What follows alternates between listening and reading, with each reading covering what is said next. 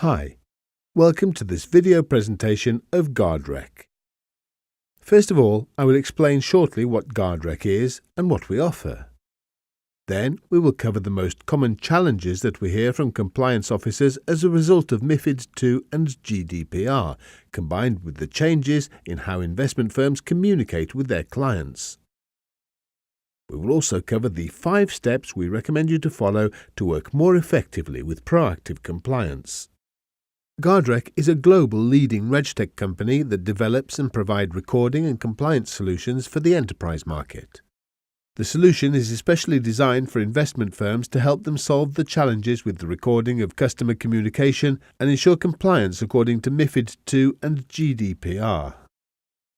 guardREC is also a part of the Embron Group, a global group consisting of technology firms originated from Norway, founded by Jürgen Bloch. Our solution is also developed in Norway and has its origins from the ATC industry, where we have developed a recording solution for air traffic control that enables you to record multiple channels such as radar, radio communication between pilot and control tower, screens and so on. So if an incident occurs with an aircraft, such as an engine stops working and the aircraft needs to perform an emergency landing, you can go back to review the recordings and identify, for example, the exact location of the aircraft when the incident took place, what the pilot actually said on the radio, etc. This recording technology from the ATC market we have transferred directly into our compliance solution for investment firms. The solution is based on the most modern Microsoft technology, developed in .NET Core. Combined with the user-friendly UI, the guardREC solution has become the #1 choice of recording compliance. Some of our customers include the Oslo Stock Exchange, DNB, Nasdaq, Swedbank, Carnegie. Since the Securities Trading Act was implemented in 2007, Norwegian investment firms have been required to record landline phone calls. With MiFID II implemented, these requirements were expanded and made stricter. Firstly, it is no longer sufficient to record only landline phones, but you must record all phone calls and all other electronic communication with the customer. This includes mobile phones, email, chat, web meetings and other channels of communication. And second, it is not sufficient to only record the communication related to the actual transaction, but now you also have to include all customer communication that can result in a transaction. Third, we have now left a reactive legislation and moved on to a proactive legislation. Before, it was sufficient to only gather the necessary information and then present it when needed. Today, you must proactively verify and document that all processes comply with the legislation. GDPR has also introduced some challenges, but for investment firms, MiFID II in many ways simplifies several of the requirements in GDPR.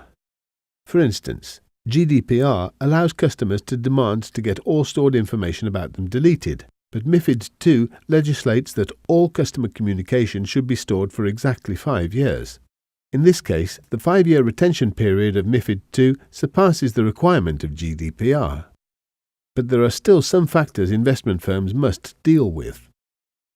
First, investment firms must limit access to recorded data, with only the control function having access, meaning no unauthorized people can have access to this data.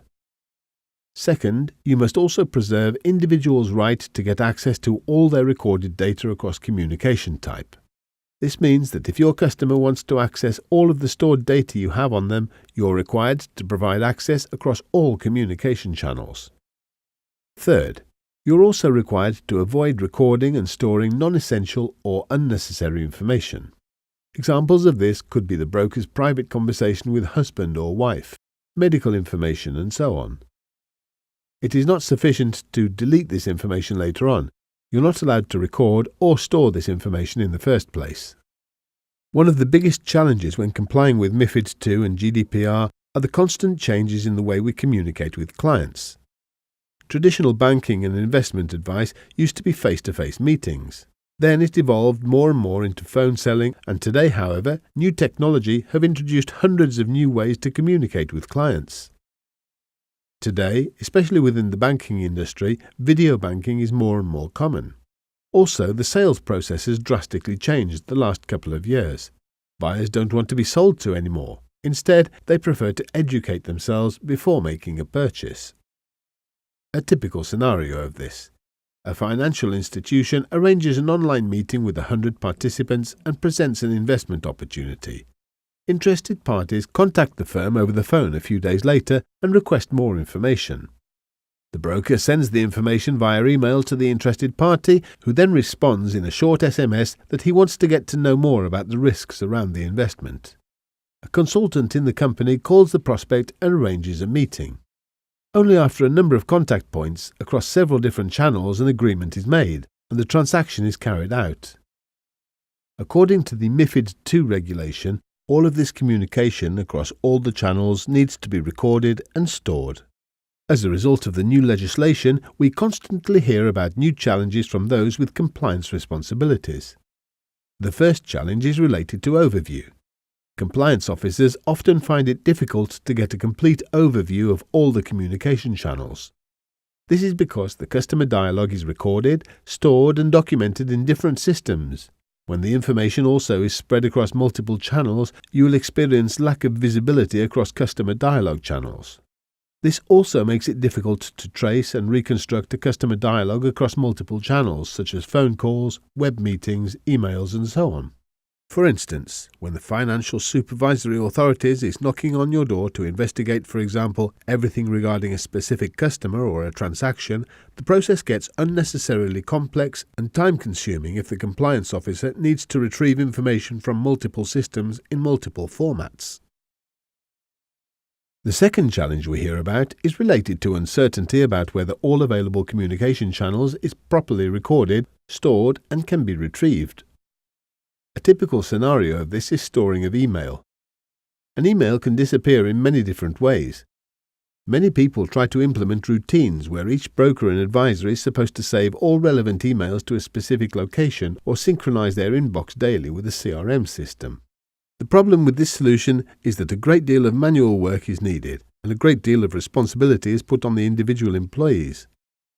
In addition, it will be very challenging for a compliance officer to verify that all information is included, that each email is exactly like the original, and that all data is stored in a safe and secure manner. Also, we experience that there is a high risk of unauthorized access to recordings. A typical scenario is that the people in IT management often have global admin rights. This essentially gives them access to all information which they should not have. Another common example is that compliance officers often, when listening to a recording, take notes of a conversation in a separate spreadsheet, which is stored in the company's shared cloud solution, which again increases the risk of unauthorized people having access. The third challenge we hear about is related to documentation. Documenting compliance is difficult. In reality, it is impossible to listen and read every call, email, or video meeting and so on. In this case, it makes sense to take a risk-based approach to prioritize the recordings with the highest risk. The problem is the lack of great tools to identify high-risk transactions, such as high-volume contracts, first-time purchases, or warnings if a customer's phone number that is not whitelisted suddenly becomes whitelisted. Regarding whitelisting, you are, in according to the legislation, required not to record unnecessary information, such as private conversations, and most people can whitelist specific numbers but are unable to whitelist emails and other channels that brokers often use privately.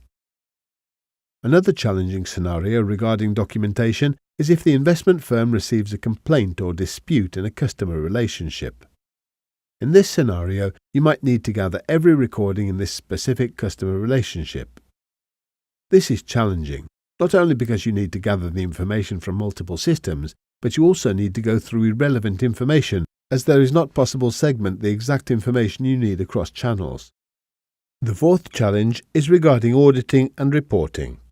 The process of reading and listening to recordings is very time-consuming. Primarily, the process of collecting information is time-consuming, but also it's hard to see what has been previously audited.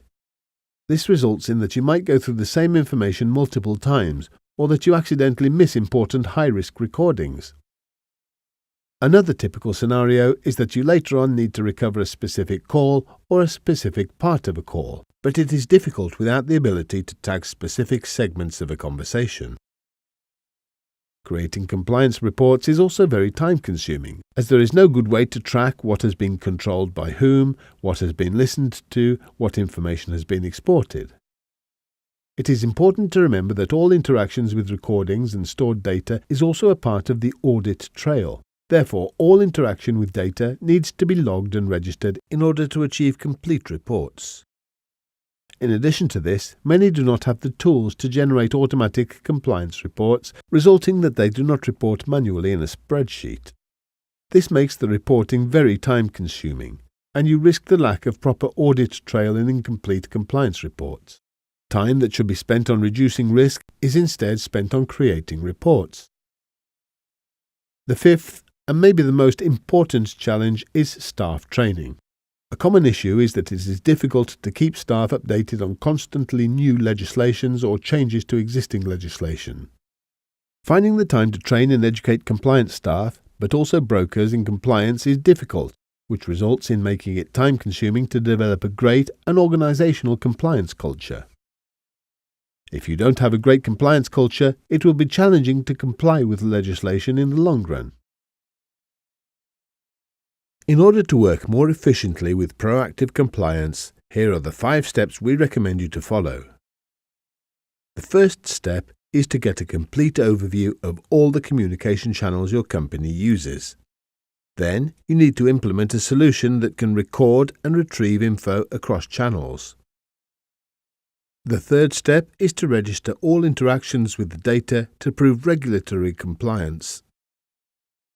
Then, you need to automate risk management and reporting. Last, whitelist no-rec devices and numbers across communication channels to avoid recording unnecessary information.